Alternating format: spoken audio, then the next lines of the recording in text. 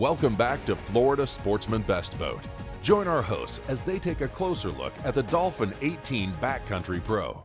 Representing the flats boat category, the Dolphin 18 Backcountry Pro has an overall length of 17 feet 10 inches, a beam of 7 feet 7 inches, and a max horsepower rating of 150. Designed to easily navigate shallow inshore waters and handle a chop in the bay, she has a draft of 10 inches, a dead rise of 20 degrees, a dry weight of 950 pounds, and a fuel capacity of 39 gallons. Now, let's hear more from our hosts. Buddy, today we got a special day planned here. We get to enjoy the day on a boat, a brand actually that's got such a history in Florida. And today we're going to get to enjoy the day on this Dolphin 18-foot Backcountry Pro. You know, one thing that I was thinking about this morning is that this company has changed hands a number of times over the years, but it keeps coming back. And this boat is so popular, it just keeps getting new life breathed into it, and the present owners right now have got big plans for the company. I'm excited about this day. So many of the boats that we pull up to fish on, it's like we arrived with a symphony, right? This morning I'm looking forward to some fish getting hooked thinking, where'd he come from? Because we can creep through just about anything silently in this boat. It's a beautiful day. What do you say we go do a little Let's fishing? go. If you're the kind of angler who fishes across a lot of open water and finds yourself anchored up on an oceanside flat where the water gets chopped up maybe 2 to 3 foot, or you've got to cross a big bay to get to where you're going to go fishing, you're going to find something about the Dolphin 18 Backcountry Pro that comes in really handy, and that's dead rise. This boat features 20 degrees of dead rise, which is a lot for a boat like this. A boat in this style typically has got a flat bottom. Now this dead rise is going to add a real soft element to the ride, and it's absolutely going to keep you dry.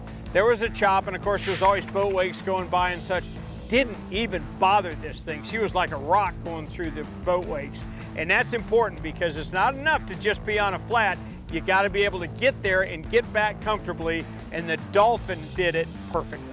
You know, another thing is if you're sitting in an inlet and a boat wake goes by too, the added freeboard on this boat is going to keep the boat dry as well. Every time I look at a flats boat, riding across boat wakes and riding in a heavier chop, it looks scary to me, but I was amazed at how dry we were. 50 miles an hour was a breeze, and she didn't put a drop on anybody. Now, is this boat a technical bowling skiff? Absolutely not. At 17 feet 10 inches long by 7'7" wide, this is a much bigger footprint in the water than your average little skinny water polling skiff. But don't get me wrong, the boat is absolutely capable of being poled. It'll float in 10 inches of water, and it's not all that difficult to push this boat around on the pole. Now get this, we had a pair of 15-pound jack crevalles fall in love with the push pole George was pushing us with. Every time it hit the sand, it puffed up a little puff of sand, and they came rushing in to see what was there. They knew the push pole was there. They had no idea the boat was there. Now at 17, 10 inches long by 7 feet 7 inches wide, another thing that you're going to really appreciate is the real estate on this boat. Now 3 people can sit across the back bench behind the console, and there's an additional seat in the front of the console for a 4th. I wouldn't fish 4 people off of this boat, but 3 people can fish off of it plenty comfortably. The space on the back casting deck and the space on the forward casting deck is all you need. This is a roomy boat. For an 18-footer, there's a lot going on. The Dolphin was so wide, she had a great beam, she had wide gunnels. We were running up and down the sides of the boat, and you never felt what the other guys were doing. The boat was just that stable. This boat's got 2 live wells totaling nearly 40 gallons, and this boat handles it with no problem whatsoever. Let me tell you, our live bait dealer felt sorry for us this morning, or maybe he was anxious to leave, but he loaded us up with as many pilchards as you could possibly go through in a day. For the Dolphin, it was no strain. We fired up 2 live wells. We pitched every one of them back when we got home. They were alive and swimming. One of the keys on an 18-foot boat, if you're going to have 3 people, you've got to be able to store numerous rods, and you could do it with the undergunnel rod holders on the Dolphin. Now, the reason those worked was because they had the tubes just the right size. Another one of my pet peeves. The rods slid in and out of there just as easy as could be. We had lures to throw at fish. We had plenty of live bait rigs. We were set to go. We had all the rods we needed out of the way.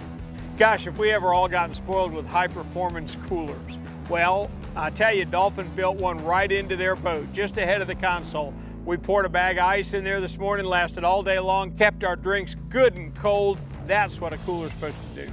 The newest owners of this company have got big plans for it, and this boat has hit a level of finish work and absolute beauty that it's never seen before.